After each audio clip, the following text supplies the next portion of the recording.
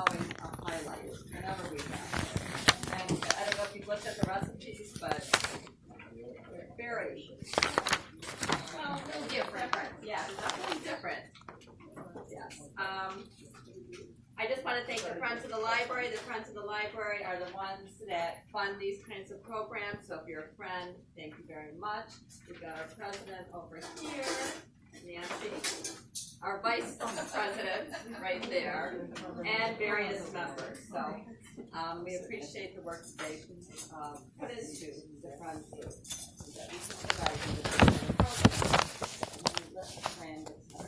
Thank you. Okay. So we're gonna make some. I'm gonna start my cracked chicken. I guess they call it cracked chicken because once you start eating it, you can't stop. So I have some chicken breasts here. We'll start with that, and just some whole chicken breasts.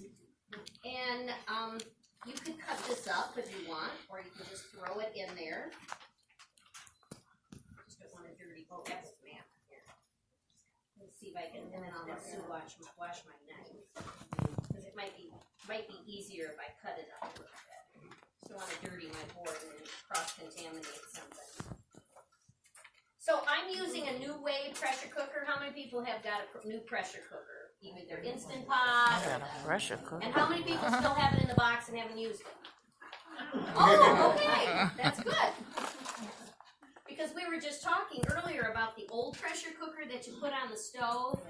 And you jiggled it, and your mother said, don't jump across the floor, don't touch it, and you were afraid it was going to explode. This doesn't do that. This is, yeah, and oh yeah, I've seen it explode.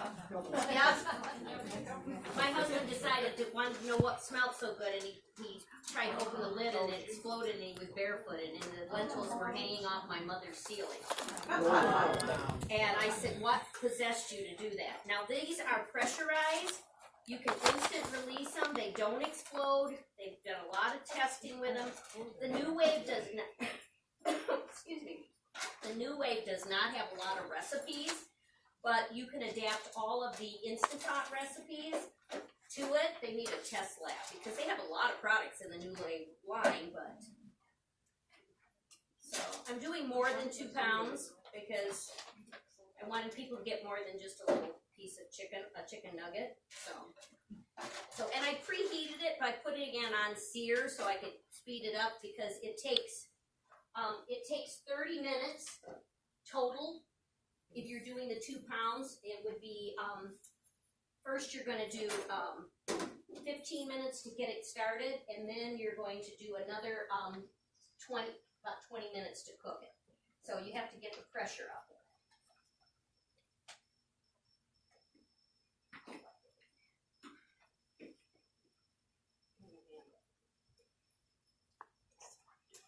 Okay, so we're gonna put some cream cheese in there. So I'm like making a triple batch today. So when you open it up, it almost looks like it's clobbered milk or it's spoiled because then you stir it up. So I'm using just a regular cream cheese. This is a low-fat Greek, and then this is regular cream cheese. So you throw it all in the pressure cooker, and then you let it go. And in the meantime, I'm going to serve it with steamed rice and broccoli. So we have like a little meal. I used non-powdered gloves today, and so now I can't get my hands in there. But otherwise, my black pants look like, I always watch my staff. They'll take their gloves off, and then they go like this, and then it's like handprints on their bottom. I'm like, girls, can't do that. Okay, so let's take the cream cheese. I buy it in a 3-pound block, like at Gordon's. You'll see it. At Sam's actually carries it. So it's 8 ounces of cream cheese. No paper. Make sure you take that off. That's, yeah, right.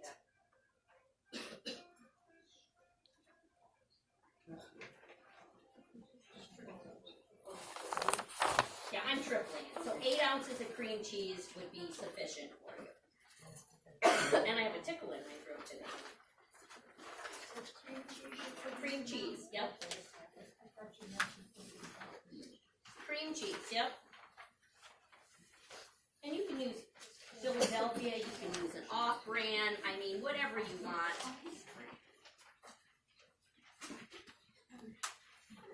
Cream cheese is cream cheese. I was watching the Cake Boss one day. This is the funniest story. And he went to Italy, and so he wanted to learn how to make tiramisu.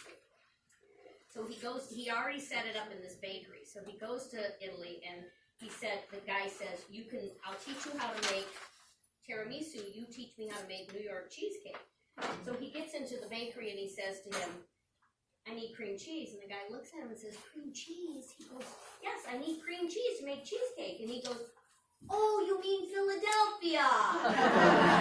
He had no idea that it was called cream cheese. He just thought it was Philadelphia. Okay, so the recipe calls for 2 pounds of chicken breast. You could use thighs. You like thighs, boneless thighs. You're going to use 1 package of just store-bought ranch. And I am going to use, I've got a commercial bag here, so. And it's about a tablespoon that comes in there when you buy it in the store. But mine's the economy size. And then you're going to use a 1/2 cup of water for each recipe. And I have a little chicken broth here that I had left over, so I'm just going to use that. But water's fine, because that's what the recipe calls for. So you want to put this on. Okay, come on. It's going to be temperamental today. Oh. Did it to me once before. I don't know what. Yeah, some of her hinge, and my other one is not hinged. So why is it doing this today? Oh, we might not have any chicken today. There we go. Okay. So now you want to set your timer for 15 minutes, and I'm going to put it on for 20, and then I'll turn it. You can watch it as it. So I'm going to put it on poultry, and it says 20, and I'm going to hit start. And so all of these new ones have pH on it. It means it's building up pressure. So that's all you do. Okay. So each one is different on these pressure cookers. I have a 4-quart or 6-quart. This is a 6. I have a 4-quart. So the lid comes right off. This one has a hinge on it. They're all a little different. If you didn't want to do it in this, you could do it in a crock pot. It works great in a crock pot, but some of your pressure cookers are slow cookers. So in the meantime, I've got my pot for my rice. So remember, rice is 2 to 1. So 2 cups of water or broth and 1 cup of rice. Regular rice. Regular rice. You can use any kind of rice you want. Okay, and then I have a basket in my ricer. So I put that in there, and I'm going to put it in my rice cooker. I love, this is my 2nd or 3rd one. I've lost count because I love this.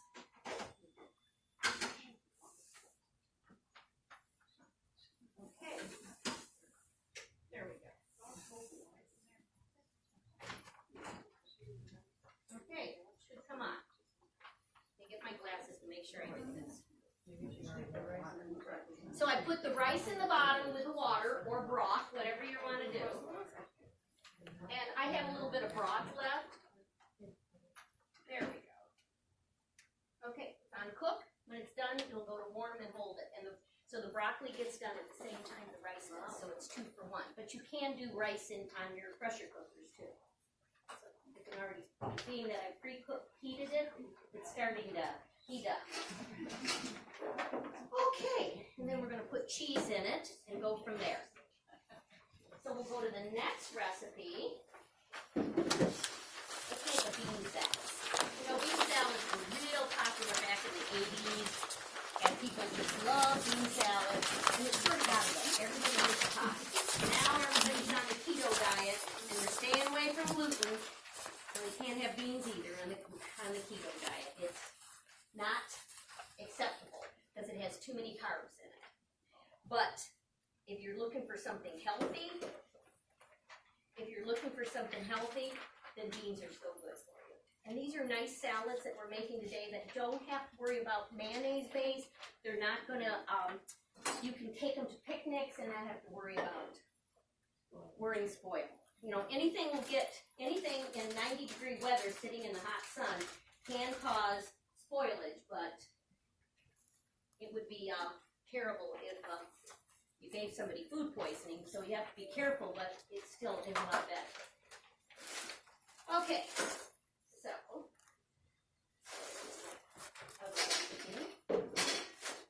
We have all kinds of beans today. We have black-eyed peas.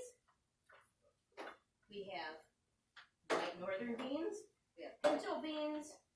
We have black beans. And we have kidney beans. And you can use any combination you want.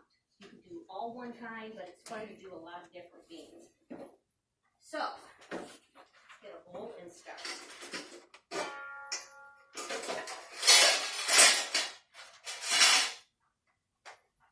Now, I wasn't here all winter because Sue knows I had my knee replaced. First thing I ever had in my life. Now I gotta have the other one done. So it's like, oh my God, I'm falling apart. I'm gonna be the bionic woman. I can tell you that. I know. Because last year it was the hip. So it's like, oh my gosh. But the knee is all right now. I'm only 3 months, so I'm still doing good, but I wish it was a lot better. Because, I'm scared. you know what, it was just, he warned me, he said it's not as easy as your hip, but, you know, you want to be able to do things. My worry is trying to get on my knees. I can't go to church and kneel anymore. And I don't know how I'm going to do my garden. So I guess I'm going to have to hire somebody to plant my plants. But, you know, that's my biggest worry, how to get my garden in, so, and pulling weeds. You can't get down at all. You can. A friend of mine this friend of mine is 6'4", and he bought knee pads like concrete guys, and a big spongy that he kneels on when he does construction work. Because he's the black-eyed peas and the pinto beans together. And then I have black beans, which I absolutely love. And I rinse them real good. Because a lot of people call it gravy, and it's like that slime that's in it. It's gross. So you want to rinse it real good in cold water to get rid of that, especially for a salad. And then I've got kidney beans. Bless you. And then my favorite, I love white northern beans. They come good in the Instant Pot too. if Yeah. you have both. Yes. Well, that's what we were saying before. Sue said she made the best soup, and she said she was amazed how the beans were done and the vegetables were still solid. And, you know, and that's what's so nice about it here. I did a pot roast in here, and I don't do a lot of pot roast. That's not my thing, but I did try it. It turned out really well. I've done, oh my gosh. I remember the one on the stove I used to do my spaghetti sauce in because it was quick. What else have I done? Pulled pork is the best. My son is a chef, and he teaches, so he thinks he's better than anybody else. And so he smoked his pork butts for like 7 hours, and we put ours in the pressure cooker. It takes about 2.5 hours if you've got a big one with a bone in it. We put 1 cup of Sweet Baby Ray's and about a half a cup of water in here. And we turn it on. Now, usually they only go to like 1.5 hours, and then you have to do it again. But, so we did a taste testing. So he's got his that he put in his green egg, you know, he smoked it. And then we have ours, and ours was moister than his. So he'll disagree, but we said we could tell the difference. And the Sweet Baby Ray's is gluten-free. So that's the barbecue sauce of choice if you're looking for something gluten-free. And it has a little bit of a smoke taste to it. So it tasted like I put it on a smoker. And then when you take it out, drain it real good. Put it in a colander. Now what we do is I put it in a colander in a bowl, so I save that juice. Because then you want to shred it. So you're going to wait till it gets warm, just where you can touch it. And you could take 2 forks or your hands with gloves on it and shred your meat. And then that juice sits there. We usually put it in the refrigerator, and the next day the grease is like, you know, yay thick because the pork butt has so much fat on it.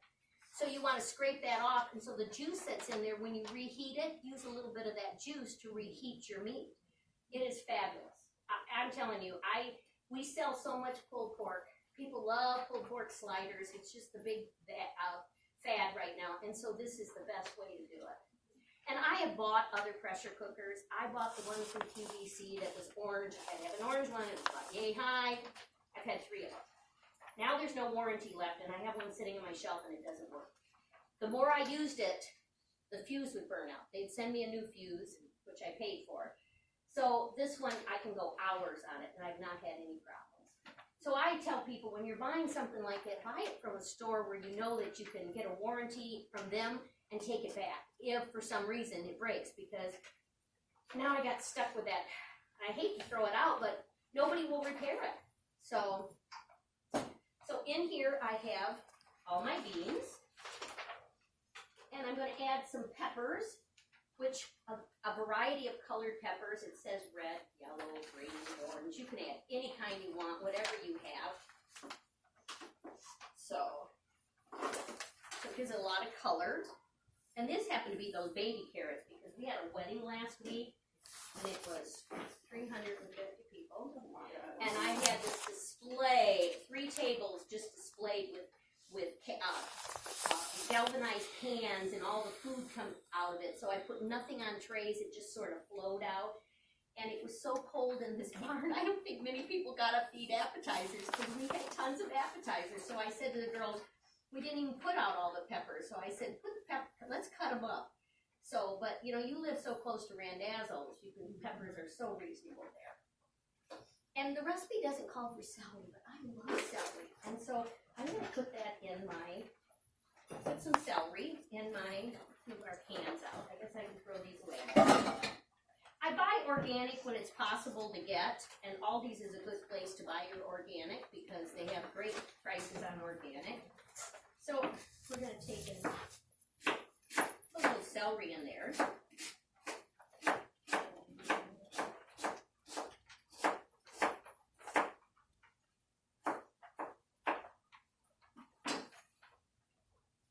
It gives it a nice little crunch. Let's just do it all. Except this one's got a boo-boo on it. I love celery. Some people don't like it at all. It's one of my favorite vegetables. No calories, all water, nice fiber. And then you eat it with a gallon of ranch, you know? As my granddaughters call it, dip dip. One likes it and one doesn't. I have a grandson who doesn't like, he loves salads, but he doesn't like anything on it. I said, well, he'll never have to worry about a weight problem. Twin grandchildren, don't you? Twin girls, yep.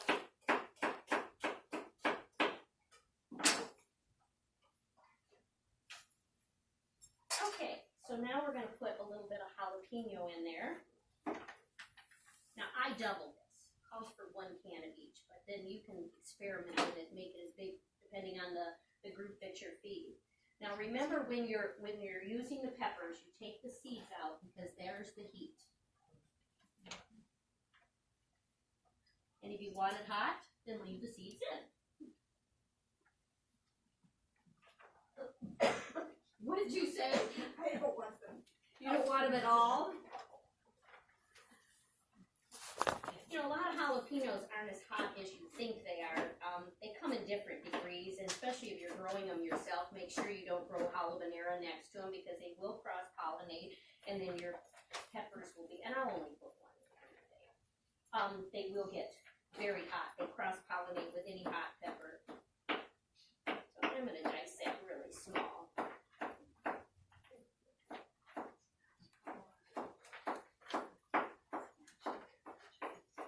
So before I came, I went to your favorite scone place down here. Last week I came down, did all my errands, visited my friend, got all the way home and forgot the scones.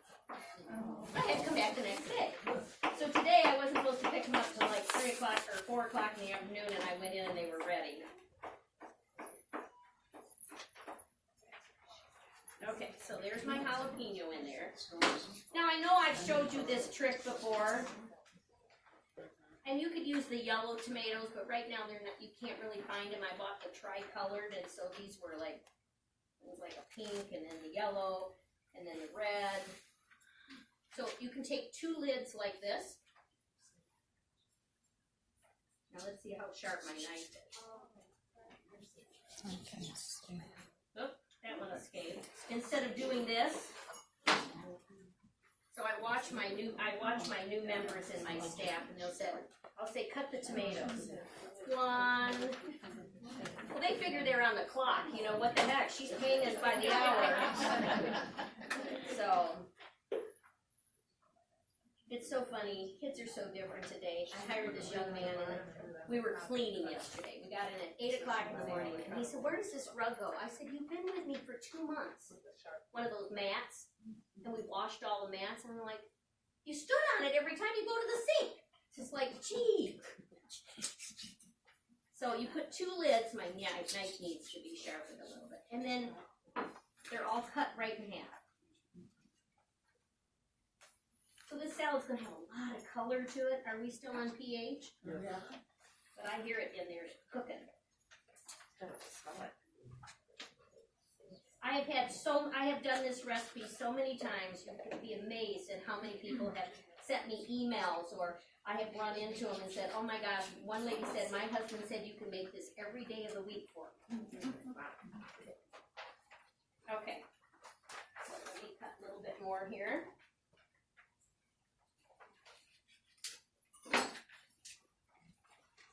So they're all cut nice in half. You gotta have a sharp knife though. You really need to. Okay, and so we will not use this other pepper. Now green onions.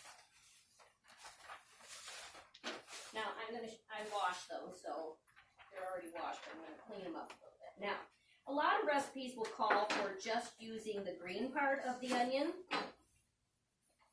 And a lot of people do that. So I tell in my staff, if they're using the green onion, Barb brought this to my attention. So now if I was using the green onion and only wanted the green part, she'll bring it down to about this far, leave the root on it. She puts it in a plastic container and then roots it, and it's amazing. We don't even have a window in the kitchen. And within like 5 days, it's about that tall now. And then you can plant them. So we'll use those onions over and over again, and then we take them home and plant them in our garden. But I like to use the whole onion. So if I'm using the whole onion, of course I'm going to take the root off. Now when I was down in North Carolina over Easter, my daughter-in-law gave me some ramps, and I had never had ramps before. It's a wild onion. It's between a leek and an onion, and they're smaller, and you can saute them, you can eat the leaves. And so she gave me a bag of them, and I planted them, so I'm going to see if they come up. I'm going to probably hate myself because it's probably going to take over my whole garden, but they're called ramps. And I've seen a lot of things in cooking magazines now and on the internet about using ramps. So if you like leeks, it's in between. I've never seen them sold here before. So, and I never really heard of them till I went down there. I got it at the Eastern Market, but not with the root on them. They were just the leaf. The leaves. Okay, she gave me the whole thing with the root. With the root, just like this. But the leaves are sort of flat, like a spinach leaf. Now, did you cook them up? I think I put them in a salad. Okay. I can't remember. Yeah. Because I know beside my house I have wild onions growing because my neighbor is more on his property. He goes, every time he goes to mow the lawn, it smells like a salad out there, you know. But they've taken over the side by his house, and it's like just a little bit by my flower bed. And then you can use those wild onions like a chive. And they're perennial, so they're going to come back every year, and they're going to spread like crazy. But I'm anxious when those ramps come up. I'm anxious to see if what they're like. I guess they're real big in the south. They're good for our zone because we don't hear about them much here. I don't know. Maybe they grow so wild down south because of the heat. I'm not sure. They're spring. You get them in the spring here. Okay, yep, it's a spring thing down there too. Because as I'm driving around, we could see people were selling ramps, and I'm like, what's a ramp? You know? So it's just like we stopped and asked the man, I said, what are you picking? And I knew what he was. He was picking, what do they cook down there all the time? Now I gotta stop and think. It's like a wild green, like we do dandelions here because the Italians love dandelions. My mother-in-law used to go out and play golf, and then she'd fill her bag with dandelions. I'd say, Mom, you can't eat those. They spray chemicals on the, you can't do that. And, if you do it in a field where you know they're just, and you gotta get them before they blossom because they get really bitter. Okay, so now we're gonna make a little dressing. Salt, pepper, cider vinegar, olive oil, and some sugar. Somebody's popular today. Okay. Okay, so I've got all my beans in here. I've got my jalapenos, and my onions, and so now it calls for a 1/4 cup of olive oil. So we've made about double. So I'm going to probably use about a 1/2 cup of olive oil, and I believe it's a 1/2 cup of cider and a 1/2 cup of sugar, and then salt and pepper. And then we're going to put some spinach in, so it makes it a little bit different. Now I like things a little tart, so I might use more vinegar than you might. But it's, again, it's your call. So let's do the sugar first.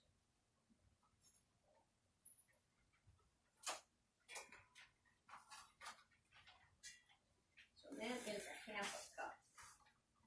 There we go. And then we'll do the vinegar, 1/4 cup of vinegar. So I'm going to add a 1/2 cup, and then I'll taste it and see how it comes out.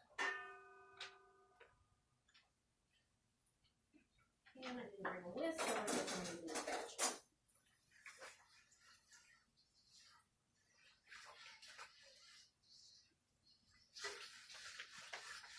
Get that sugar all to dissolve. A little salt and pepper. Now, I'm not crazy with salt. I'm going to eat salt, I'm going to eat a bag of chips. I mean, that's how I feel. I just don't salt a lot of food, and I'd rather have somebody salt it when you eat it, and I just hate when I have somebody and I'm serving an Italian dinner and they sit down and the first thing they do is salt and pepper their spaghetti sauce. First of all, it's an insult to the chef. Taste it first.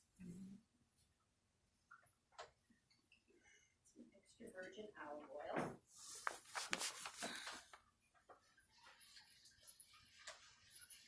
I didn't bring a whisk. I went to get one, and then my favorite wasn't in the bin, so.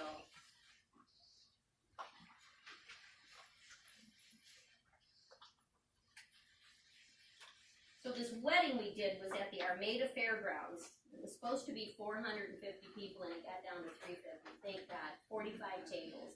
This barn was massive, and they only had 6 heaters, and it was 45 degrees. So my bartenders are doing this because everybody's freezing, and I would call a table and I say, now get away from the heater so I can get my hands warm because it was like really cold in there. But it's really cool because they only charge $1,000 for 4 days. They give you all, and then they have a smaller barn that's like $600. And so while I was in the office thanking the lady for everything that she had done for us, so do you have some spoons or forks or whatever so I can taste this? Scotty McCurry's coming to Armada, and I loved him from American Idol, so I'm so excited. I don't go to the fair that often. I think I saw Kelly Pickler and him, and that's about it. Thank you. But it's like in August. It's a fun thing to take your kids to if you've never been out there because it's like a real state fair. There's all kinds of animals and truck pulls and all kinds of things like that. I like to see the pigs and the chickens. And, oh yeah, it's going to have some more vinegar in it because it's very oily.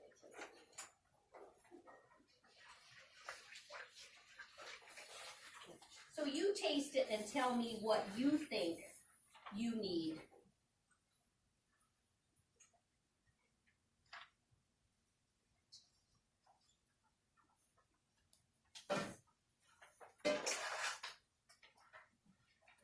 Use my gloved hands to stir it. It's much easier than trying to stir it with a spoon. Yep, I could, and then I'm going to, yep, you're absolutely right, to get all that goodies out of that bowl.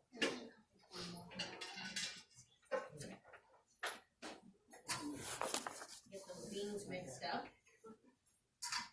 So this is very healthy for you. I mean, this actually could be a meal. You could serve this on a bed of lettuce, and guess what? You've got all your protein right here. I'm going to add a little spinach to it. And then I'm going to put it on a platter. Let me just move it here for a minute while I cut up some spinach.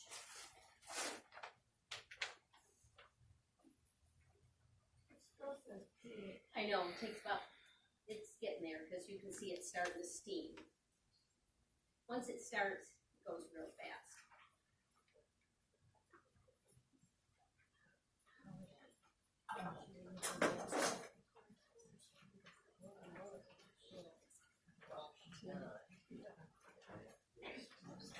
think I'd rather have the powdered gloves because it doesn't take so long to get them in.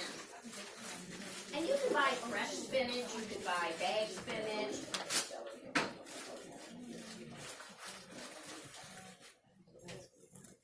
I like this because it's all pre-washed.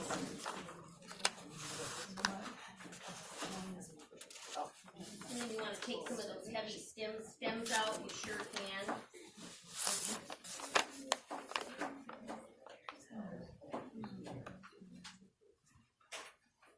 Put a little bit in each bowl.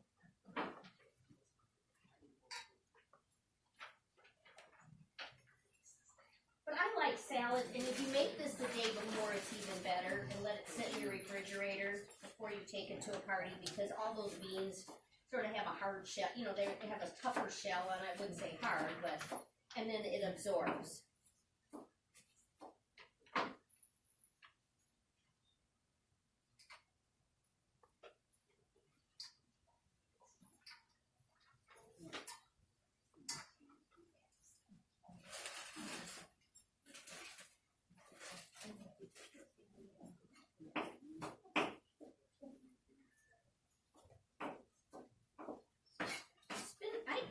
Rather eat mustard greens, turnip greens, collard greens than spinach. I never order a spinach salad when I go out, and we have a group of people that feed their office all the time, and they're always ordering spinach salad with candy pecans and tomato and strawberries on it. It's not my thing, but it's amazing how many people love.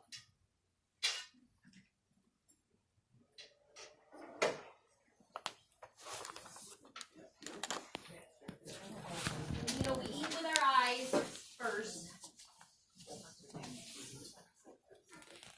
Now this is a double recipe, so you see how much I got. A great summertime to take to the cottage.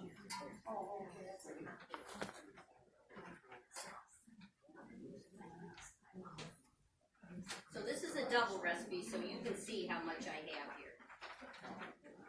Okay.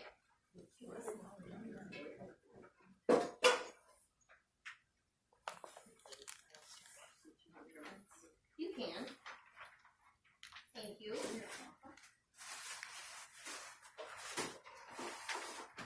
Now this one I had to cheat a little bit because he doesn't have an oven here. You know, when they remodeled the library, I want the kitchen right here with the stove.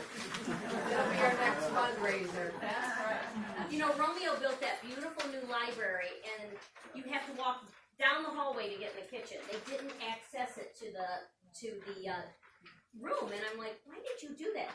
It was a man that probably didn't cook either. So I used rainbow potatoes. Ooh, she did give me my bacon. Hey, I thought we were going to have that meal without bacon. Okay, so I bought rainbow potatoes, or baby potatoes. You know, all those new potatoes are going to be coming in, and so you don't have to use a rainbow. But being that I didn't have a place to cook them in, I already roasted them in the oven. So I had to do that because I couldn't do the recipe. And after I sent it into Sue, I thought, well, that's pretty dumb of me because now we don't have an oven. So I just cut my potatoes in half, put them on a cookie sheet, toss them with my olive oil, and I might add a little bit more. The ancho pepper powder is the hardest to find. The only place I could find it was in Myers, and it's their higher end McCormick's. So it's not the regular McCormick's, it's higher end. And then some cumin, which you can find anywhere.